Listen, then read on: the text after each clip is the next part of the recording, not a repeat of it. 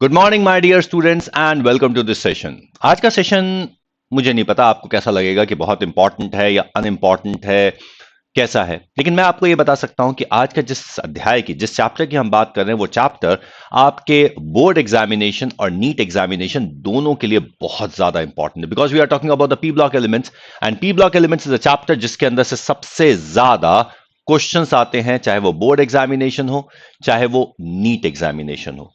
किसी भी एग्जाम के अंदर इस चैप्टर से सबसे ज्यादा क्वेश्चन आते हैं। ठीक है, तो चलिए शुरू करते हैं इस चैप्टर के बारे में। पहले मैं अपने बारे में बता दूं। My name is Anoop Vashishtha, I am an MSc in chemistry from university of Delhi. 24 years से ज्यादा का टीचिंग एक्सपीरियंस है, लाखों स्टूडेंट्स को पढ़ा चुका हूं and now I am with you on this NEET live daily channel, जहां पर मैं आपको बता रहा हूं पी ब्लॉक एलिमेंट्स के क्वेश्चंस के बारे में। t.me/unacademy_neet_official is our telegram channel and t.me/unacademy NEET Vijay is the telegram channel। ये दोनों टेलीग्राम चैनल हैं जहां पर आपको सारी इंफॉर्मेशन मिल जाती है about all the classes that are taking place. NEET_official is the English medium channel and when we talk about the t.me/unacademy NEET Vijay, this is the Hindi medium channel। तो सारे के सारे चैनल्स के बारे में सारी जानकारी आपको यहां पे टेलीग्राम चैनल पर मिल जाती है। इसके साथ जुड़ना आपके लिए बहुत ज्यादा जरूरी है। And then we have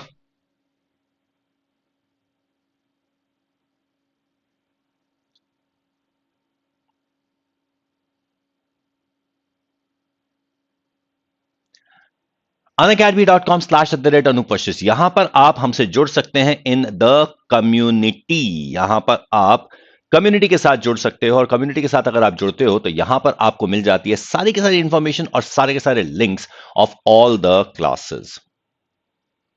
and here we have the ranker series. Ranker series हमारी एक क्लास होती है, स्पेशल क्लास, यानी कि हर किसी के लिए absolutely free. That is the ranker series. Ranker series की स्पेशल क्लास के अंदर आपको 45 क्वेश्चंस मिलते हैं, फुल सिलेबस के, कंप्लीट केमिस्ट्री के 45 questions. That is what you get in the ranker series. That is what we have as 51 number paper. हम 50 papers कल कंप्लीट कर चुके हैं, आज 51st पेपर हम करने वाले हैं। So we have the NEET Glory 2.0 crash course for NEET UG 2022 that is for March 23rd। ये स्टार्ट हो चुका है। Then we have the Arambh 2.0 batch, ठीक है। Then we have the Envision batch that is for 2023। AV Live code के साथ Envision batch हमारे पास है, Iconic बैच है हमारे पास, प्लस बैच है। प्लस के अंदर हमारे पास होती है live class, weekly test, structured courses, unlimited access. और Iconic we get the personal guidance, test analysis, study planner, expert guidelines and study material। yes, printed study material delivered at your doorstep। AV Live code का use कीजिए and get the 10% discount on all subscription। और हाँ, NEET UG के price जल्द ही hike होने वाले हैं, तो उससे पहले अपना सब्सक्रिप्शन लेकर सारे का सारा बेनिफिट ले लीजिए। प्राइस बहुत जल्द उठ रहे हैं, तो जल्दी से जल्दी काम करके 10% ऑफ के साथ, एवी लाइव कोड के साथ सब्सक्रिप्शन ले लीजिए। बहुत लोगों ने तो कल ही सब्सक्रिप्शन ले लिया है, लेकिन आज सब्सक्रिप्शन ले लीजिए। और ये है Unacademy light subscription. Unacademy light subscription है 25 मार्च तक आपको मिल रहा है 53% of on 6 month subscription and 30% of on 18 month subscription. तो जल्दी से यहां पर हमारे पास जो सब्सक्रिप्शन के प्राइसेस हैं उनको फायदा उठा लीजिए, जल्दी से जल्दी आप इसका यूज कर लीजिए। ओके, तो चलिए शुरू करते हैं पी ब्लॉक एलिमेंट्स के एनसीईआरटी के और एग्जाम्पलर के क्वेश्चंस को। बहुत सारे क्वेश्चंस है पी ब्लॉक एलिमेंट्स के, क्योंकि ये सबसे बड़ा और सबसे इंपॉर्टेंट चैप्टर है। यहां पर हम बात कर रहे हैं P block elements for 12th class.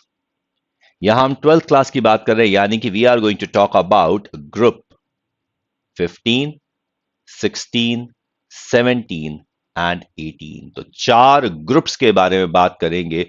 और अगर हम इन 4 ग्रुप्स के बारे में बात करें तो यहां पे हमारे पास हो जाते हैं 20 एलिमेंट्स। यस, 20 एलिमेंट्स के बारे में बात करेंगे। तो चलिए शुरू करें। दो nitrogen exhibits +5 oxidation state, it does not form pentahalide. ठीक है, इसका रीजन हमें बताना। अब एक बात का ध्यान रखना, जब हम नाइट्रोजन की +5 ऑक्सीडेशन स्टेट की बात करते हैं तो nitrogen shows +5 oxidation state only in oxide और ऑक्सी एसिड, या फिर ऑक्सो एनायन भी बोल सकते हैं। ठीक है। अब यहां पर उसका रीजन ये है कि it is able to form coordinate bond with oxygen through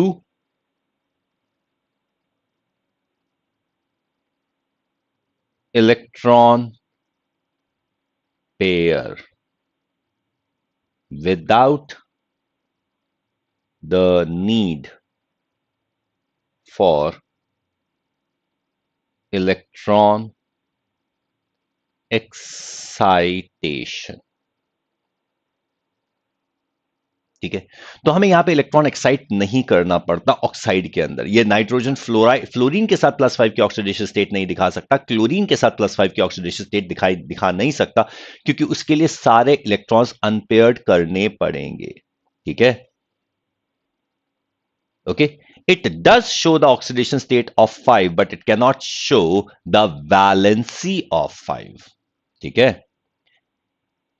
It cannot have 5 unpaired electron as nitrogen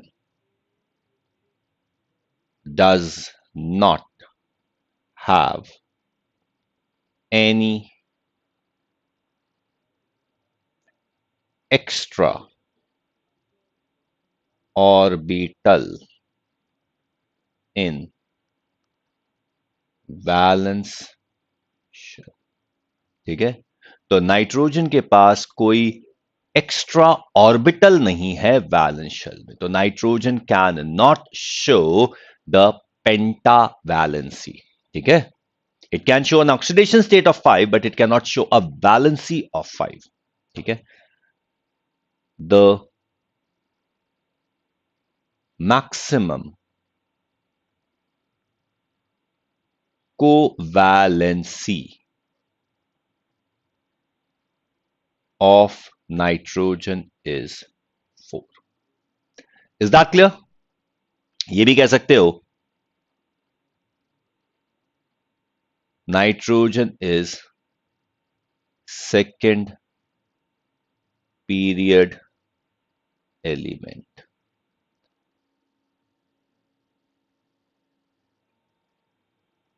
Nitrogen is second period element. ठीक है। pH3 has lower boiling point than NH3. Why? बहुत simple सा reason है। Nitrogen has high electronegativity and small size, which allows NH3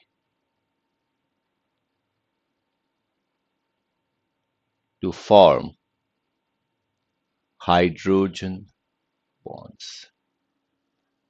ठीक है।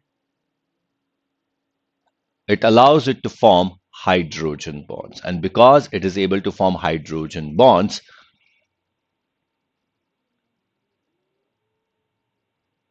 presence of hydrogen bonds makes boiling point of NH3 more than pH3. In fact, pH3 has least boiling point amongst hydrides of group 15. तो pH3 का melting और boiling point पूरे के पूरे 15 group के सारे हाइड्राइड्स में सबसे कम है। So that is what is important here. किसी को कुछ पूछना है यहां पर?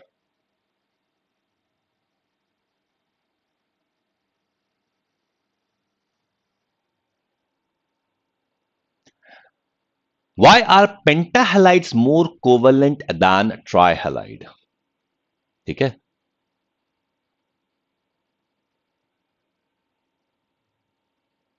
Why are pentaholites more covalent than trihalides? तो सिंपल सी बात है, as positive charge of central ion increases, as the positive charge of central ion increases, its size decreases, which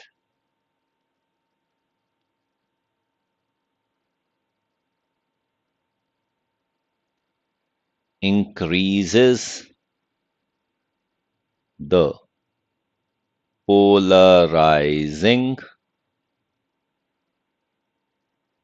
power, and so covalent character increases. समझ में आ रही है बात? किसी को कोई डाउट? लाइक तो करते चले जाइए. हाँ, अक्षय फिजिकल के भी एनसीईआरटी के क्वेश्चंस करेंगे, पर पहले ऑर्गेनिक इनऑर्गेनिक के तो कर लें. Why is BH3 the strongest reducing agent amongst all the hydrides of group 15? ठीक है, एक सीधी सी बात है. On moving down the group, the bond strength and stability of hydrides decreases. ठीक है, जैसे जैसे हम डाउन द ग्रुप आते चले जाते हैं, बॉन्ड स्ट्रेंथ और स्टेबिलिटी ऑफ हाइड्राइड डिक्रीज करता चला जाता है. With that reducing power of hydrides increases. ठीक है, तो जैसे जैसे हम यहां पर डाउन द ग्रुप आते चले जाते हैं, reducing power of hydride increase होता चला जाता है. Is that clear? So BiH3 being the hydride of heaviest element in group 15 is most unstable and strongest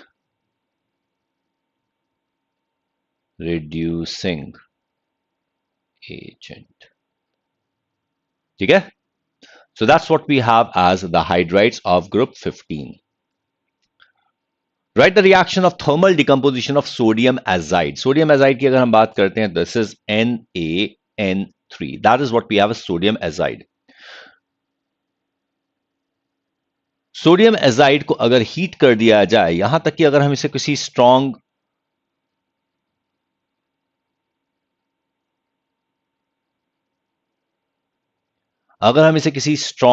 तरीके से स्ट्राइक भी कर देते हैं, तो ये डिकम्पोज करके सोडियम और नाइट्रोजन बना देता है. तो this is a rapid reaction. It gives us very pure nitrogen. यहां पे बहुत प्योर नाइट्रोजन मिल जाती है, क्योंकि उसमें किसी भी चीज का कंटामिनेशन नहीं होता, यहां तक कि वाटर वेपर का कंटामिनेशन भी नहीं होता. And this is use to fill the air bags. यानी कि गाड़ियों में जो एयर बैग होते हैं ना, उसको फिल करने के लिए इस रिएक्शन का यूज किया जाता है. ठीक है, चलिए अगला देखें. Why is N2 less reactive at room temperature? इसका सीधा सीधा रीजन ये है, nitrogen molecule has triple bond. Nitrogen molecule has triple bond. ठीक है,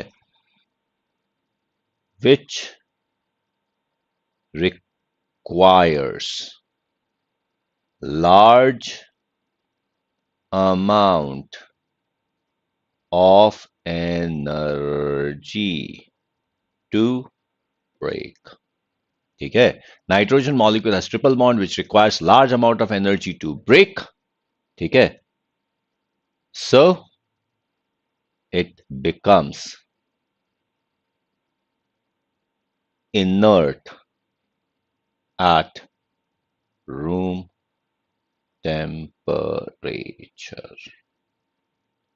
ठीक है, it becomes inert eight room temperature क्योंकि उसकी बॉन्ड तोड़ने के लिए बहुत ज्यादा एनर्जी चाहिए। तो नाइट्रोजन की किसी भी रिएक्शन के लिए हमें हमेशा बहुत ज्यादा एनर्जी की जरूरत होती है।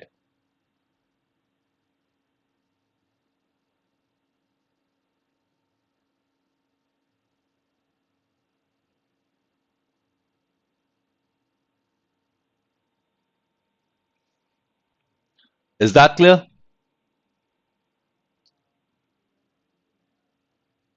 अब क्वेश्चन है, why does NH3 act as a Lewis base? NH3 has a lone pair in outermost 2p orbit, or rather I should not say 2p orbital, I should say outermost sp3 hybridized orbital, which it can use to form coordinate covalent bond, which it can use to form coordinate covalent bond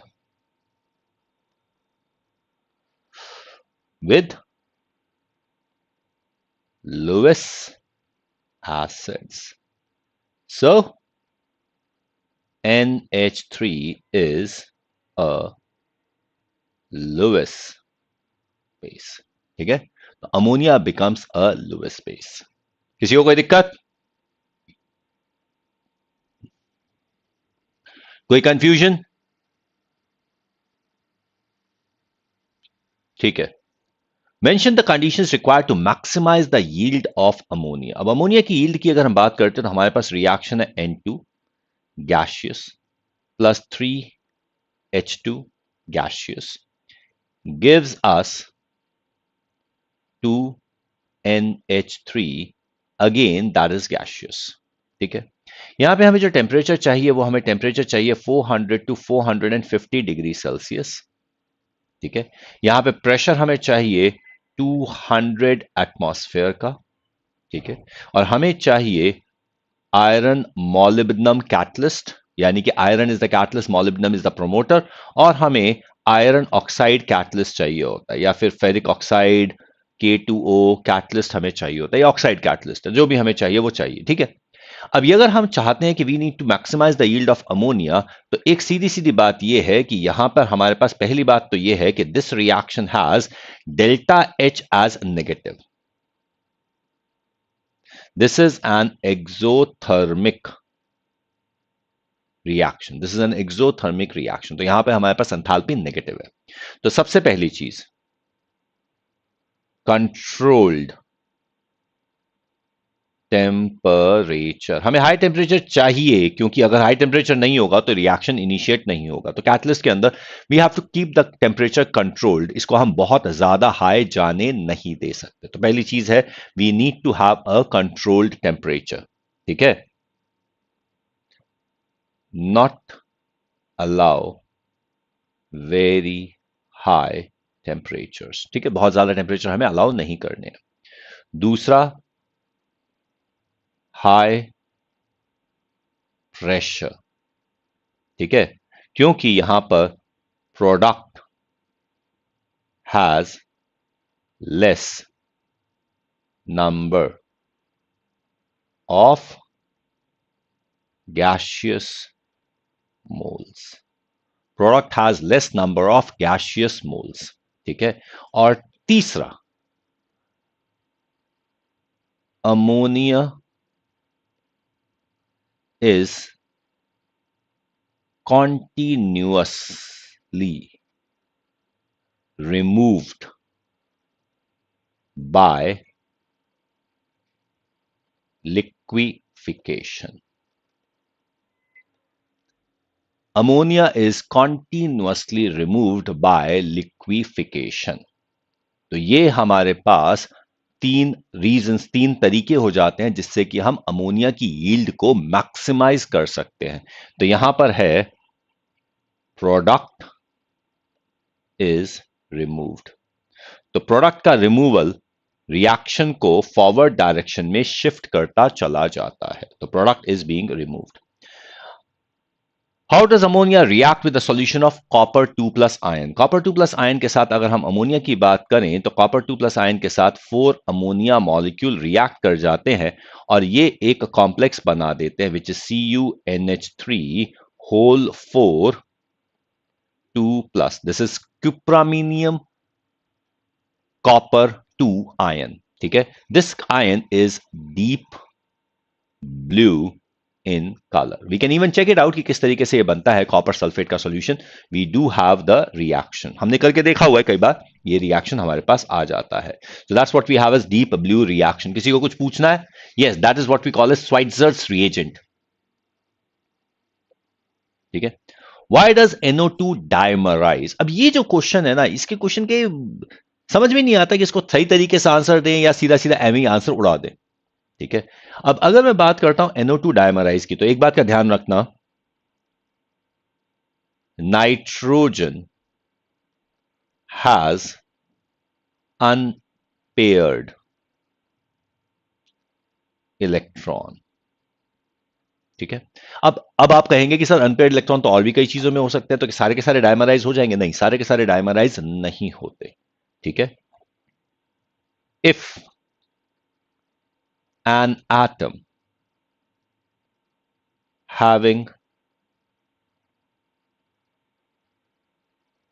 less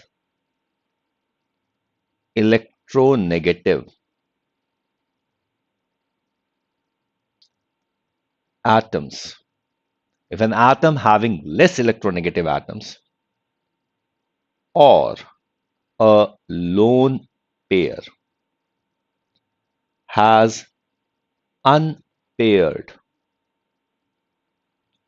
electron, it does not dimerize. Example, NO. As unpaired electron is stereochemically inactive. ठीक है. If not, then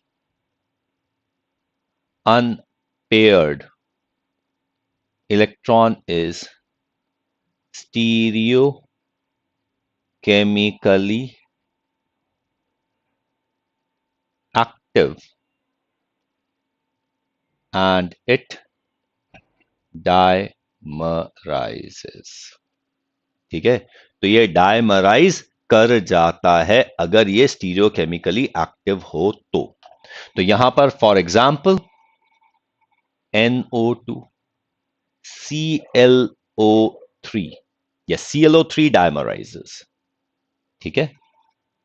NO2 डायमराइजेस.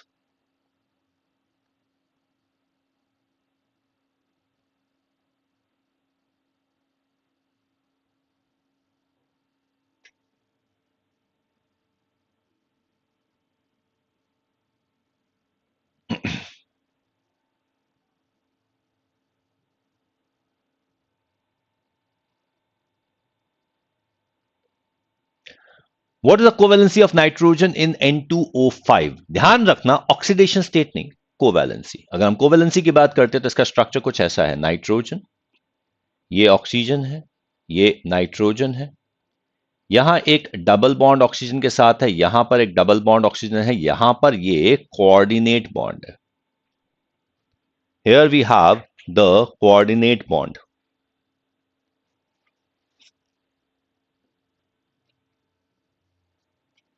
ठीक है, तो हमारे पास ये nitrogen का structure बन जाता है. अब अगर इसके बॉन्ड को काउंट किया जाए, यहां पे माइनस और यहां पे प्लस लिखा जा सकता है, यहां पे माइनस यहां पे प्लस लिखा जा सकता है. तो अब अगर यहां पे इसके बॉन्ड की बात की जाए तो यहां पर हमारे पास एक, दो, तीन, चार बॉन्ड है. ठीक है, so the covalency of nitrogen is still is 4. So nitrogen has a covalency of 4. ठीक है. In what way can it be proved that pH3 is basic in nature? Basic और acidic की बात करते हैं तो वो हमारे पास रिएक्शन की बात आ जाती है. So we are only going to talk about the various reactions. तो अगर हम रिएक्शन की बात करते हैं तो pH3 का हमारे पास सीधा सीधा रिएक्शन हो सकता है. pH3 को अगर हम HBr के साथ रिएक्ट करवा दें तो it is capable of giving us pH4 plus Br minus which is a salt. So that can be proved that pH3 is basic in nature. तो यहां पर हमारे पास ये सॉल्ट बन जाता है. ओके, तो ये हमारे पास pH3 का बेसिक नेचर आ जाता है. Bond angle is pH4 is higher than that in pH3. ठीक है, तो पहली बात तो अगर हम बात करते हैं pH3 की तो pH3 has pure p orbitals taking part in bond formation. So angle is very near to 90 degrees. ठीक है, further it has a lone pair. ठीक है, अब जब हम pH4 प्लस की बात करते हैं, pH4 plus has sp3 hybridization. So angle is 109 degree 28 minutes. So that is what we have as the angle. तो इस कारण pH4 प्लस का एंगल pH3 से ज्यादा हो जाता है. What happens when white phosphorus is heated with concentrated sodium hydroxide solution in an inert atmosphere of carbon dioxide? ठीक है, सो अगर हमारे पास व्हाइट फॉस्फोरस है, इसको हम सोडियम हाइड्रोक्साइड के साथ ट्रीट करते हैं तो this undergoes a reaction which is called disproportionation. So this undergoes a disproportionation reaction जिसके अंदर हमें H2PO2 माइनस मिल जाता है और साथ में PH3 मिल जाता है. यहां पे ऑक्सीडेशन स्टेट फास्फोरस की +1 हो जाती है और यहां पे ऑक्सीडेशन स्टेट -3 हो जाती है. तो this is what we get as a disproportionation reaction. Reaction को बैलेंस किया जा सकता है. That is what we can do. ठीक है, और यहां पे inert atmosphere of carbon dioxide is required because pH3 has a capacity to spontaneously catch fire. pH3 as such इतना reactive नहीं है, but it might be containing P2H4. That is the impurity it might be containing. So that can catch spontaneous fire. तो इसलिए हमें inert atmosphere of carbon dioxide चाहिए होता है. Is that clear? So that is what we have as the reaction of white phosphorus with sodium hydroxide. Why does PCl3 fume in moisture? PCl3 के fume करने का reason ये है कि PCl3 in moisture undergoes hydrolysis, wherein it is capable of forming H3PO3 along with 3HCl. So this is the reason for the fume. So that is why PCl3 fumes in moisture. Even PCl3 हो, PCl5 हो, ये सारे के सारे moisture में fume कर जाते हैं. Are all the 5 bonds in PCl5 molecules equivalent? Justify your answer. The answer is no. PCl5 molecules, all the bonds are not equivalent. यहां पर हमारे पास फास्फोरस है, 1 2 3, and here we have another 2 bonds, 4 5। ठीक है, तो यहां पर जब हम इसकी बात करते हैं तो व्हाट वी फाइंड इज कि here we have chlorine, here we have chlorine, here we have chlorine. Now these three are what we call as equatorial bond.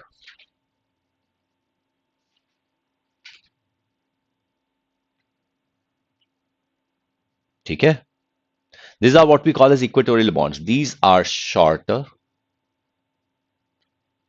stronger bonds, and here we have 2 chlorines. These are what we call as axial bonds. Now these are longer and weaker bonds. The axial bonds are longer and weaker bonds. Is that clear? तो यहां पे axial bonds, ये हम कह सकते हैं axial bonds face 90 degree repulsions. तो 90 degree repulsion होने की वजह से एक्शियल बॉन्ड लंबे और कमजोर बन जाते हैं। किसी को कोई डाउट? ज्योति सिन्हा, क्या समझ में नहीं आया बेटा? अगर किसी को कुछ पूछना है तो पूछते चले जाइए, कोई डाउट है तो पूछ लीजिए। I will be able to answer, I hope I will be able to answer your doubts. ठीक है, What happens when PCl5 is heated? अगर PCl5 is heated, हीट करा जाता है तो यहां पे हमारे पास एक डिकम्पोजिशन रिएक्शन हो जाता है। PCl5 को हीट करने पर it is capable of decomposing to give us PCl3 and chlorine. ये वाला जो रिएक्शन है, that is the basis of many of the equilibrium studies. तो equilibrium studies के अंदर हमारे पास ये PCl5 का रिएक्शन हो जाता है। Write a balanced equation for the hydrolytic reaction of PCl5 in heavy water. ठीक है, अब मैं एक काम करता हूं कि मैं इसके अंदर बहुत सारे स्टेप्स लिखता चला जाता हूं, क्योंकि ये एक स्टेप का रिएक्शन नहीं है, मल्टी स्टेप रिएक्शन है। तो सबसे पहले हमारे पास है PCl5, हम इसे रिएक्ट करवाते हैं D2O के साथ। जब हम इसे D2O के साथ रिएक्ट करते हैं तो very first product we are going to get as POCl3 along with 2DCl, deuterium chloride. फिर इस POCl3 को अगर हम फर्दर D2O के साथ रिएक्ट करवा दें, ठीक है, मतलब कि अब हम इसको सीधा सीधा 3D2O के साथ रिएक्ट करवा दें तो हमें मिलेगा H3 नहीं, सॉरी, हमें मिलेगा D3PO4 plus 3DCl. The final product that we are going to get for complete hydrolysis of PCl5 is D3PO4, trideuterophosphoric acid. ठीक है,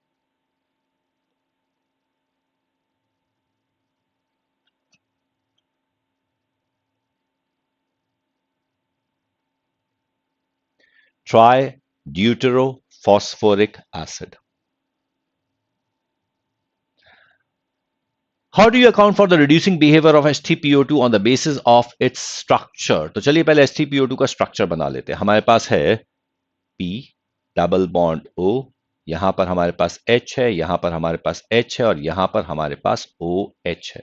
ठीक है, the hydrogen attached to oxygen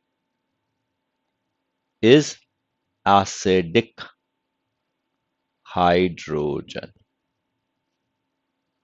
The hydrogen attached to oxygen is acidic hydrogen. ठीक है, while hydrogen attached to phosphorus is, while the hydrogen attached to phosphorus is reducing hydrogen. ठीक है, hydrogen attach to phosphorus is reducing hydrogen. समझ में आ गई बात? तो ये हमारे पास रिड्यूसिंग हाइड्रोजन आ जाता है और एसिडिक हाइड्रोजन आ जाता है।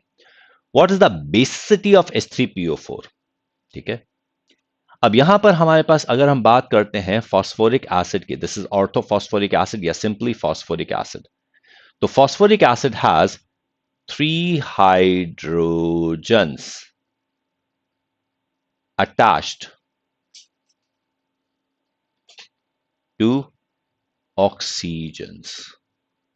ठीक है, ठीक है, it has 3 hydrogens attached to oxygen, so it has 3 acidic hydrogen, it has 3 acidic hydrogen। ठीक है, which makes its maximum basicity as 3। तो फॉस्फोरिक एसिड की मैक्सिमम बेसिसिटी 3 है। ये मोनोबेसिक की तरह से बिहेव भी कर सकता है, डायबेसिक भी बिहेव कर सकता है और ट्राइबेसिक भी बिहेव कर सकता है। इसकी मैक्सिमम बेसिसिटी 3 हो जाती है। लाइक करते चले जा रहे हो और शेयर कर लेना, लाइक कर लेना, और अगर कोई सवाल हो तो मुझसे पूछ लेना। What happens when H3PO3 is heated? अगर हम H3PO3 को हीट करते हैं तो क्या हो जाता है?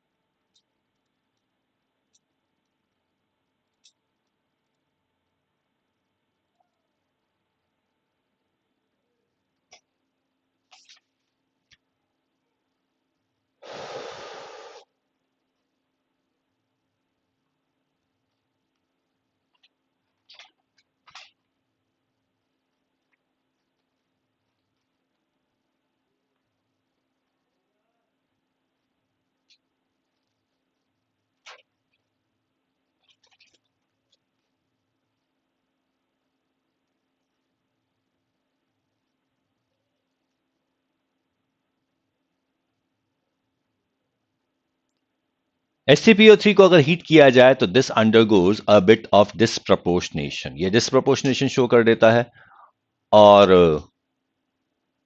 It is capable of forming phosphine and phosphoric acid.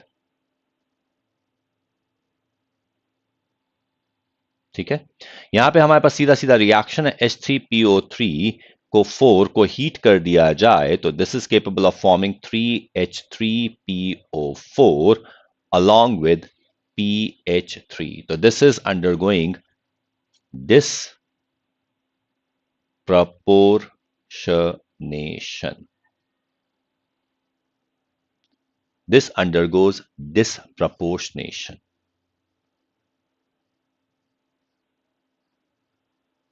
ठीक है,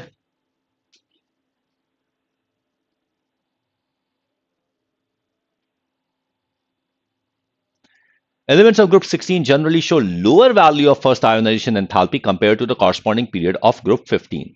Why? Because group 15 elements have a stable half filled subshell, that is P3।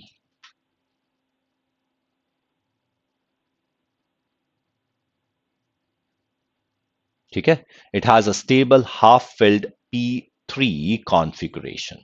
ठीक है, which makes its ionization energy higher. ठीक है, तो इसकी आयोनाइजेशन एनर्जी ज्यादा हो जाती है। तो ग्रुप 15 एलिमेंट्स की stable half filled subshell P3 configuration होती है। ठीक है, इज इट क्लियर? तो इस वजह से इसकी आयनेशन एनर्जी ज्यादा हो जाती है। तो जनरली इनकी लो आयनेशन एनर्जी होती है क्योंकि ग्रुप 16 की P4 configuration which is not a stable configuration. H2S is less acidic then H2TE। अब देखो यहां पर ना इसका दो आंसर्स हैं, एक आंसर जो एनसीईआरटी में दे रखा है और एक जो एक्चुअल आंसर है। तो चलिए पहले मैं आपको एनसीईआरटी का आंसर दे देता हूं। एनसीईआरटी का आंसर सीधा सीधा यह है कि on moving down the group the acidic character acidic character of P block element hydrides increases. ठीक है, on moving down the group the acidic character of P block element hydrides increases. तो P block element के hydride का acidic character बढ़ता चला जाता है जैसे जैसे हम ग्रुप में नीचे की तरफ आते चले जाते हैं। ठीक है, and the reason given is element hydrogen bond strength decreases, which facilitates formation of element hydrogen bond strength decreases which facilitates formation of H plus। ठीक है, अब मैं आपको एक बहुत सीधी सीधी सरल सी बात बताता हूं, यह स्टेटमेंट गलत है। This reason is wrong. NCERT में लिखा हुआ है, हमें मानना पड़ेगा यह सही है, लेकिन यह एक्चुअली गलत है क्योंकि इसका एक्चुअल रीजन यह है as the size of central ion as the size of central ion increases as the size of central ion increases the negative charge is spread on a larger region and so becomes stable। इसका electronegativity से कोई लेना देना नहीं है, इसका bond strength से कोई लेना देना नहीं है, इसको सिर्फ इस बात से लेना देना है कि जो नेगेटिव चार्ज है वो कितने एरिया पर स्प्रेड होता जाएगा। जितने ज्यादा एरिया पर चार्ज, चाहे वो पॉजिटिव हो चाहे नेगेटिव हो, जितने ज्यादा एरिया पर चार्ज स्प्रेड होता चला जाएगा, चार्ज उतना ज्यादा स्टेबल होता चला जाता है। That is what we find in the stability of the charge. Harsh बेटा यहां पर रिमेंबर करने की कोई बात ही नहीं है। शेम जोसेफ कह रहे हैं कि सर आप कौन से बैच में पढ़ा रहे हो? बेटा मैं एनविजन बैच में पढ़ा रहा हूं, मैं ग्लोरी में बैच में पढ़ा रहा हूं। तो एनविजन, ग्लोरी और आरंभ तीन बैच में मैं प्लस में पढ़ा रहा हूं। और जब हम बात करते हैं यूट्यूब की, तो यूट्यूब के अंदर I am teaching in the NEET Vijay batch, जिसे हम लक्ष्य बैच बोलते हैं। लक्ष्य बैच में मैं पढ़ा रहा हूं और साथ ही साथ आई एम टीचिंग इन द मंथन बैच। ठीक है, और हां स्पेशल क्लास तो हमारी हो ही रही है। List the important sources of sulphur. तो अगर हम सल्फर के सोर्सेज की बात करें तो कौन कौन से हो जाते हैं? अब सीधी सी बात है, सल्फर के अंदर अगर हम सल्फर के सोर्सेज की बात करें तो मोस्ट इंपॉर्टेंट सोर्स हमारे पास आ जाता है from the sulphur beds.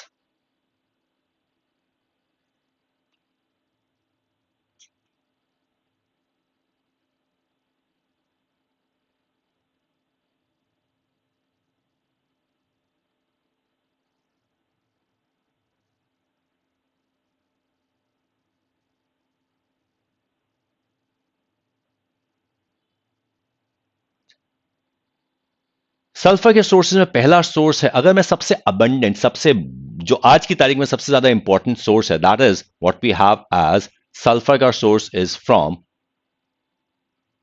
Refining of petroleum.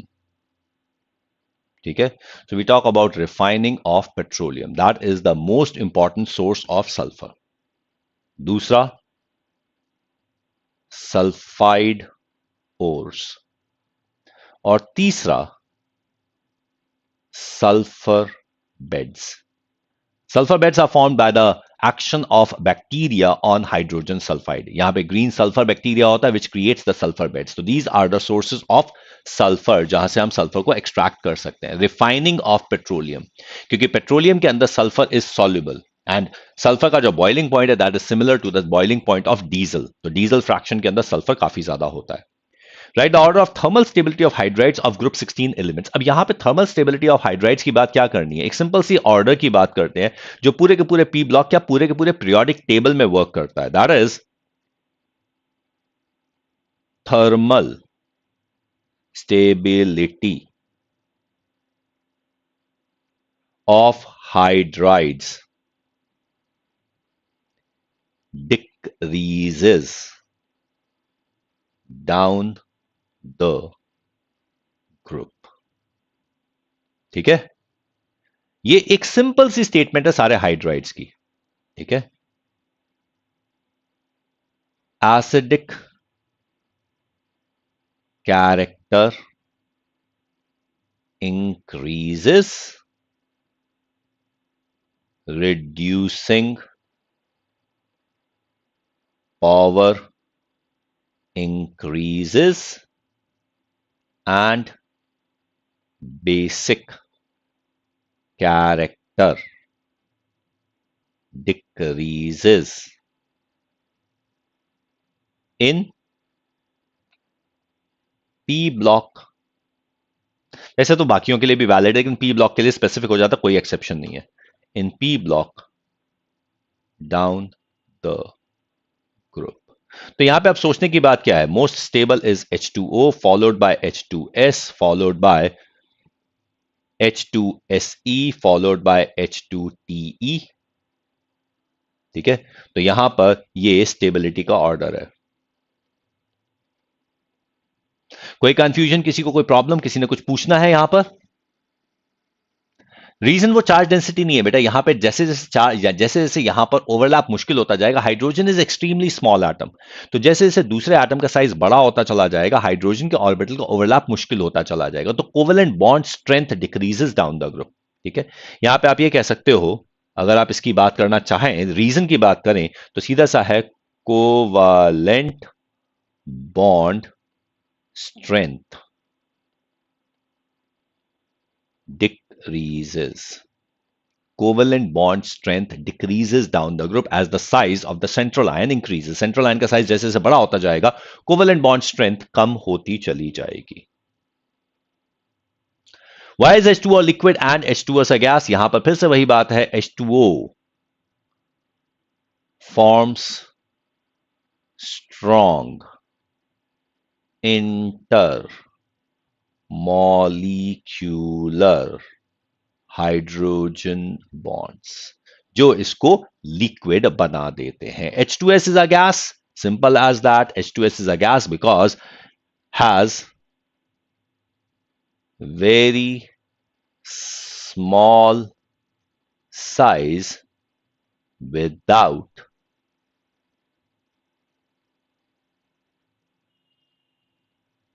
capacity to form hydrogen bonds।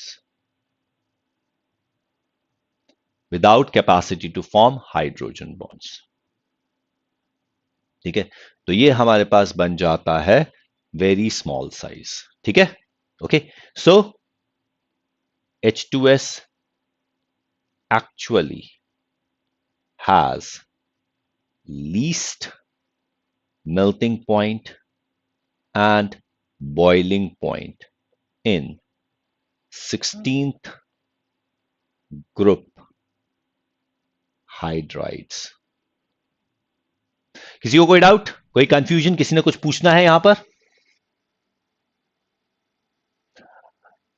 Okay, लिखते चले जा रहे हो ना, सारे के सारे नोट करते चले जा रहे हो। Which of these does not react with oxygen directly, यानी कि which of these is least reactive.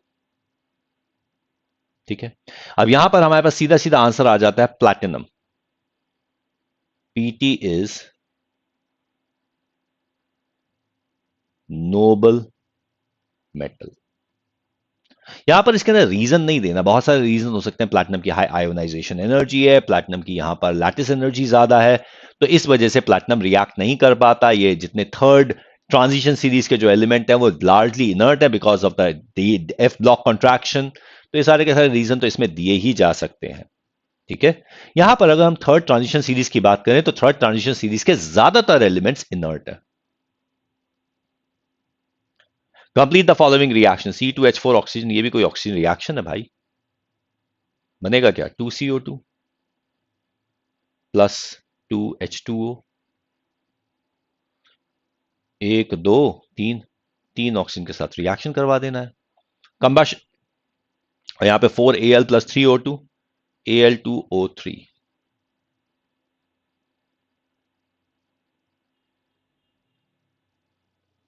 This is what we have as the combustion reaction.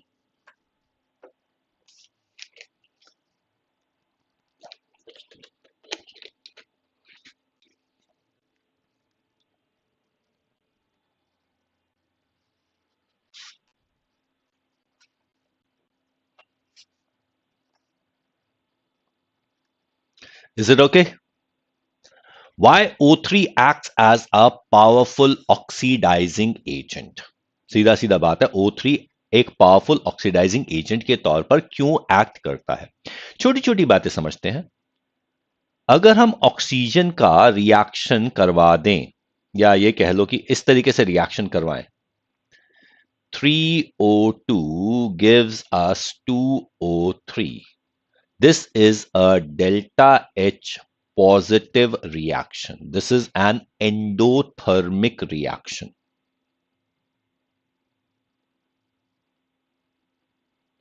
ठीक है, अगर हम O3 को ब्रेक करवा दें O2 और O में, तो this actually is a spontaneous exothermic reaction.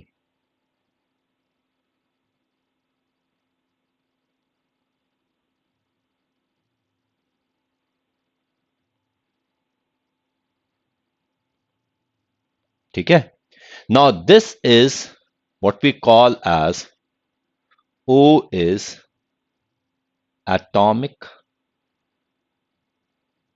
nascent oxygen, which is a very strong oxidizing agent. ठीक है, तो इसीलिए O3 एक पावरफुल ऑक्सीडाइजिंग एजेंट की तरह से बिहेव करता है।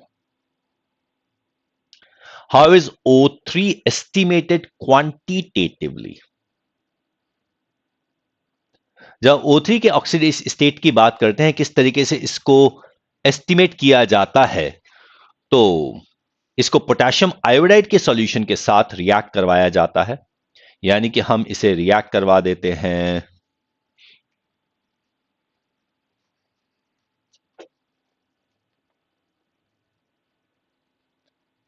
O3 को पोटेशियम आयोडाइड के साथ रिएक्ट करवाया जाता है, which produces iodine, and iodine is estimated by treating with sodium thiosulphate.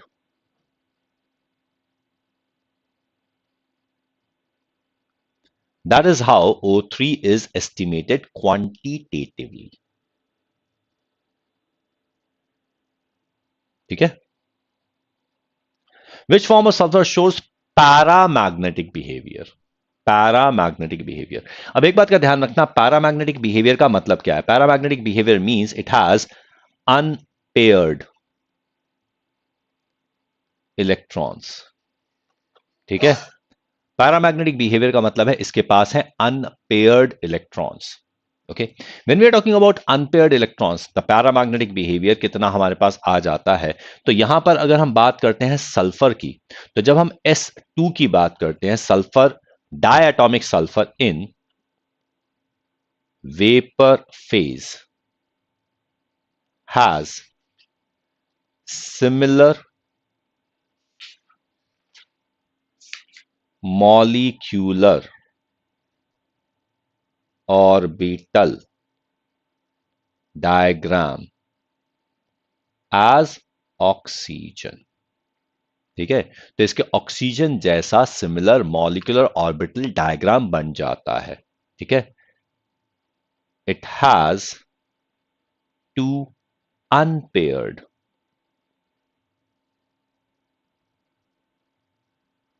Electrons in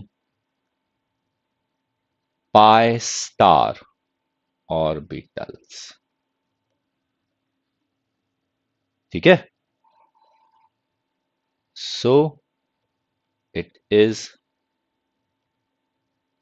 paramagnetic. ठीक है,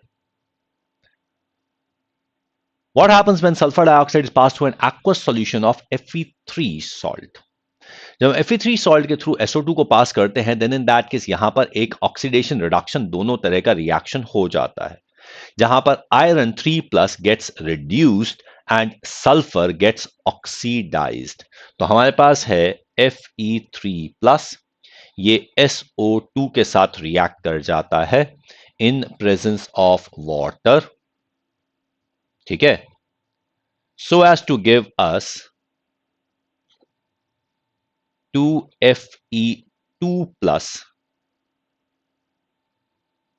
SO4 2 minus plus 4H plus. So that is what we get. तो हमारे पास यहां पर एक रिडॉक्स रिएक्शन हो जाता है जहां पे iron is getting reduced.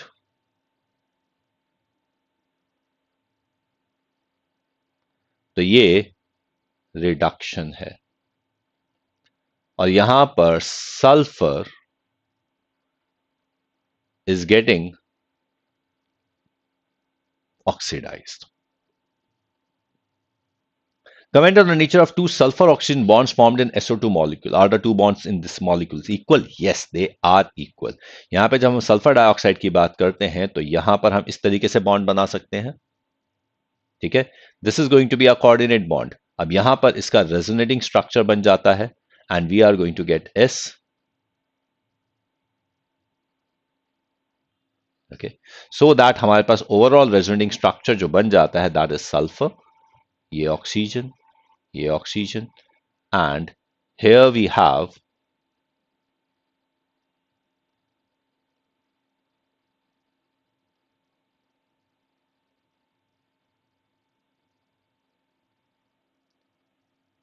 the bond.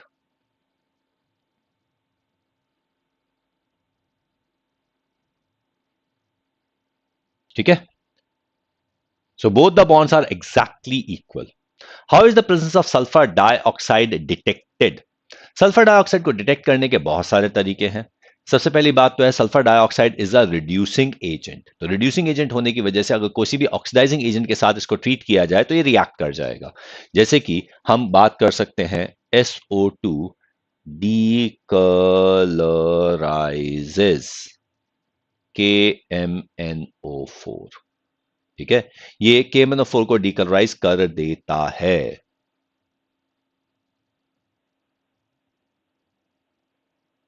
ठीक है, या फिर SO2 converts K2Cr2O7 green from orange। ठीक है, और अगर यहां पे कार्बन डाइऑक्साइड से सिमिलैरिटी की बात की जाए तो SO2 gives white PPT with calcium hydroxide. तो कैल्शियम हाइड्रोक्साइड के साथ सल्फर डाइऑक्साइड व्हाइट प्रेसिपिटेट दे देता है।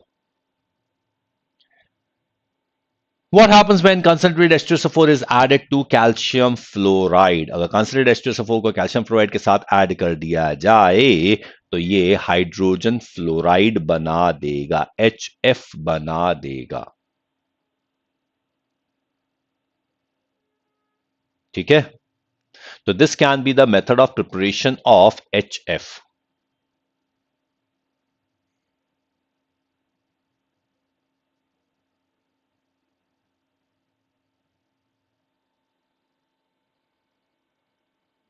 So we have CaF2 reacts with H2SO4. This forms CaSO4 plus 2HF. ठीक है, SO3 is passed through water। अब अगर वाटर के थ्रू SO3 को पास करते हैं तो यहां पे सीधा सीधा रिएक्शन है H2SO4 बना देगा, लेकिन यहां पर होता यह है कि H2O के साथ अगर हम SO3 का रिएक्शन करते हैं तो yes it does form H2SO4 along with huge heat। So ये जो H2SO4 है, this forms a sulfuric acid mist is formed। तो यहां पे सल्फ्यूरिक एसिड मिस्ट बन जाती है। अब लाइक करते चले जा रहे हो या नहीं कर रहे हो लाइक?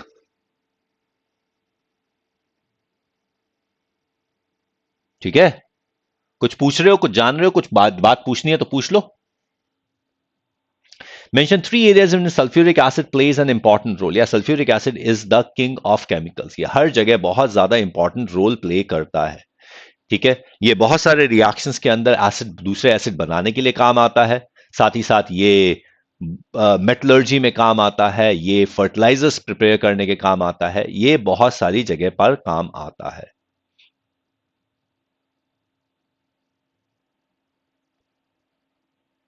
ठीक है,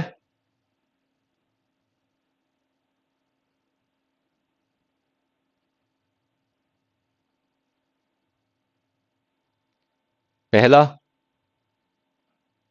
preparation of fertilisers. Preparation of fertilisers,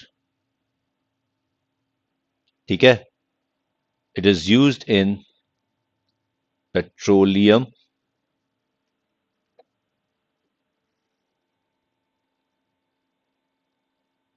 refining।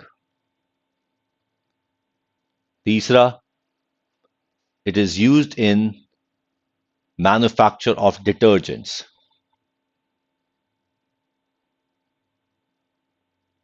and it is used in metallurgy। तो that is what we have as the use of sulphuric acid. और भी कई सारे हैं, जैसे कि ये स्टोरेज बैटरीज में यूज होता है। ठीक है, नाइट्रोसेल्युलोज प्रोडक्ट्स में है, लेबोरेटरी रीएजेंट है। तो sulphuric acid is nothing but it is a king of chemicals, the most versatile, most used chemical.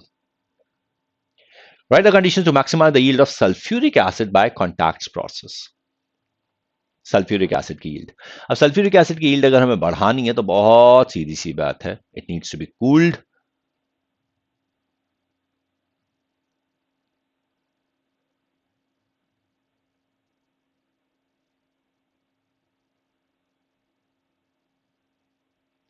अब देखो, रिएक्शन इज रिवर्सिबल, एक्सोथर्मिक,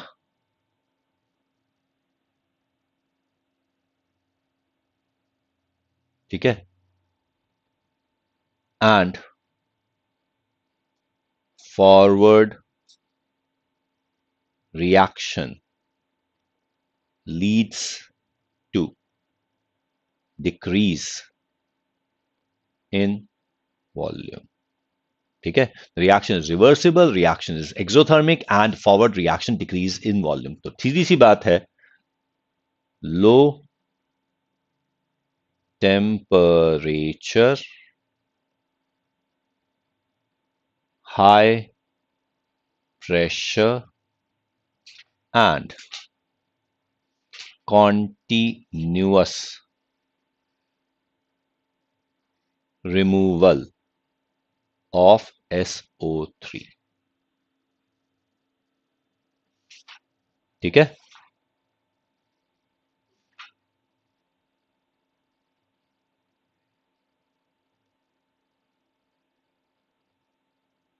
ठीक है।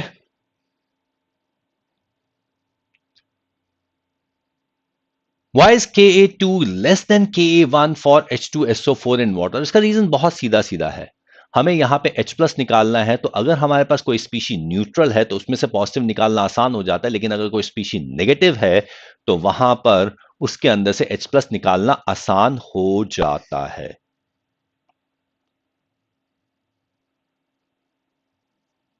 ठीक है, तो हमारे पास पहला है H2SO4 gives us H plus plus HSO4 minus. ठीक है, फिर उसके बाद हमारे पास है HSO4 माइनस, इसमें से हम फिर से H प्लस बना के बना देते हैं SO4 2 माइनस। ठीक है, तो यहां पर हमारे पास है removal of positive from neutral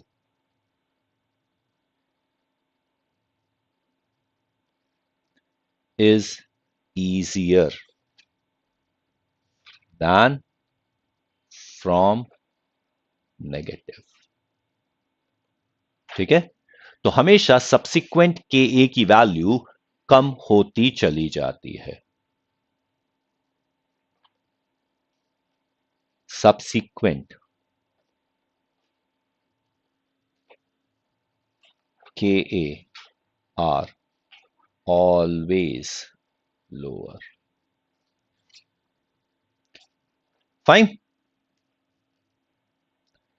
Halogens have maximum negative electron gain enthalpy in the respective periods of the periodic table. Why? Because halogens have highest effective nuclear charge, smallest size, and achieve octet with gain of an electron। तो ये हमारे पास reason हो जाता है कि why do they have the highest electron gain, highest negative electron gain enthalpy in the periodic table. ठीक है,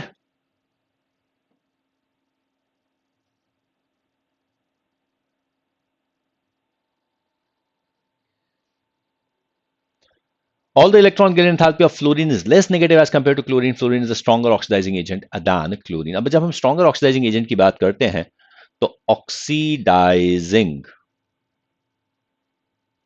nature is sum of three energies। Oxidising nature is the sum of three energies. अब तीन energy कौन सी हैं? पहला bond energy,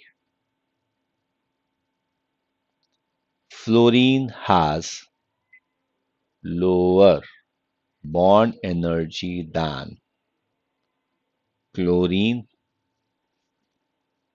and even bromine. ठीक है, दूसरा हमारे पास है इलेक्ट्रॉन गेन एंथैल्पी। जब हम इलेक्ट्रॉन गेन एंथैल्पी की बात करते हैं तो fluorine has less electron gain than chlorine. Less negative की बात कर रहे हैं हम, but more than bromine, but that is marginal. ठीक है। और तीसरा, fluorine has highest hydration and lattice energy. Fluorine has the highest hydration and lattice energy. ठीक है, तो ये हमारे पास आ जाता है। अब fluorine exhibits only -1 oxidation state, whereas other halogen exhibit +1, +3, +5 and +7 oxidation state also. Why? सबसे पहली बात, fluorine is the most electronegative element. Fluorine is the most electronegative element, so cannot show positive oxidation state.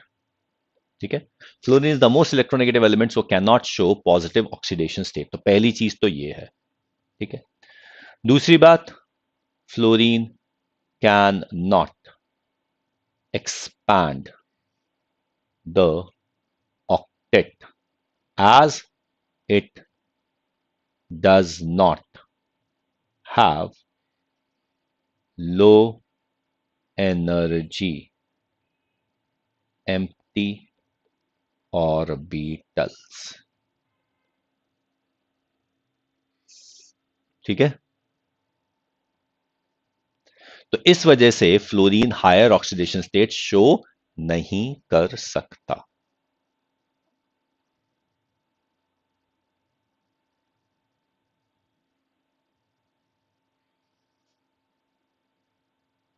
ठीक है, ये वाला question तो अभी अभी हमने कंपेयर किया है फ्लोरीन और क्लोरीन का प्रॉपर्टीज का, कि फ्लोरीन के अंदर हमारे पास हायर ऑक्सीडेशन स्टेट क्यों हो जाती है, because of the hydration enthalpy high, electron gain dissociation enthalpy low and electron gain enthalpy काफी कुछ मिलती जुलती है। ठीक है, ज्यादा फर्क नहीं है उसमें। तो this is the hydration enthalpy and the bond dissociation enthalpy which makes the difference and makes fluorine the strongest oxidizing agent। ठीक है, आई थिंक आज के लिए हमारे इतने क्वेश्चंस काफी हैं। Tomorrow we are going to begin over with the question number 7.27 and complete this course. ठीक है,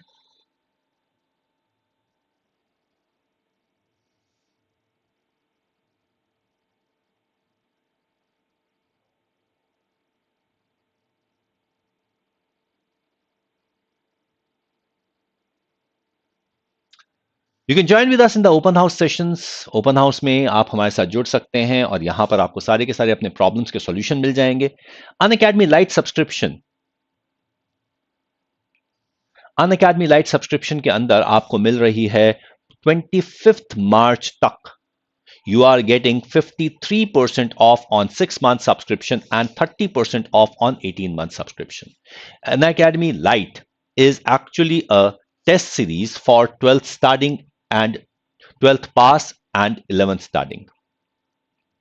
So, और यहां पर अब जो मार्च एंड से we are actually increasing the price of all the plus and iconic subscription. तो इसलिए अच्छा ये है कि इनके प्राइस हाइक से पहले आप सारे के सारे सब्सक्रिप्शन ले लीजिए। प्राइस हाई बहुत जल्द राइज हो रहे हैं, बहुत जल्द से जल्द एवी लाइव कोड का यूज करके आप ले लीजिए, क्योंकि 10% का डिस्काउंट भी मिल जाएगा। You can join with us in the Telegram channel t.me/unacademyneet_official and t.me/unacademyneetvijay। These are the Telegram channel जहां पर आपको सारी इंफॉर्मेशन मिल जाती है सारे के सारे कोर्सेज के बारे में। unacademy.com/Anoop Vashishtha my page on Unacademy, जहां पर आप मेरे साथ कम्युनिटी में जुड़ सकते हैं। फॉलो कर लीजिए और आपको सारे के सारे जितने भी क्लासेस होने हैं, जितने भी कोर्सेज होने हैं, उन सब की इंफॉर्मेशन मिल जाएगी। रैंकर सीरीज पेपर नंबर 51 आज रात को 10:30 बजे हमारा होने वाला है। 50 पेपर हम कंप्लीट कर चुके हैं और ये 51वां पेपर हो रहा है। बिल्कुल सगन पर पहुंच गए हैं हम, इसलिए इसको ज्वाइन जरूर करते रहिएगा। एक बात का ध्यान रखिए, हर पेपर के अंदर 45 क्वेश्चंस होते हैं। आपको लग सकता है कि बहुत थोड़े से क्वेश्चन होते हैं, लेकिन कहते हैं ना कि बूंद बूंद से घड़ा होता है, बूंद बूंद से सागर बन जाता है। बिल्कुल उसी तरीके से 45 क्वेश्चंस करते करते we have actually done 2250 questions. सोच लीजिए, 2250 क्वेश्चन हम कर चुके हैं और जितने लोग लगातार मेरे साथ चलते चले जा रहे हैं उन सब के काफी बेनिफिट हो चुका है। तो इसलिए आपसे भी कहूंगा, अभी हमारे पास 50 से ज्यादा पेपर बचे हुए हैं। अगर आपने अभी तक शुरू नहीं किया तो इमीडिएटली रैंकर्स पेपर के अंदर ज्वाइन करना शुरू कर लीजिए। स्पेशल क्लास है, एवी लाइव कोड यूज करके ज्वाइन कर लीजिए और हमारे साथ जुड़ जाइए। रोज रात को 10:30 बजे नीट ग्लोरी 2.0 क्रैश कोर्स है हमारा, जो ट्यूसडे, थर्सडे, सैटरडे और संडे हमारे पास होता है एट 3:15 PM। और यह है हमारा आरंभ बैच जो रोज 5:15 PM पर होता है। एनविजन बैच 11th का है, which is on the remaining days at 3:15 PM। Master course on ecology Ritu Ratewal ma'am ले रही हैं, ऑलरेडी स्टार्ट हो चुका है कल से। आज 24th है, कल 23rd था। प्रैक्टिस बैच ऑफ नीट ये भी 23rd मार्च से स्टार्ट हो चुका है। एंथ्यूज बैच हमारा 23rd मार्च से स्टार्ट हो चुका है।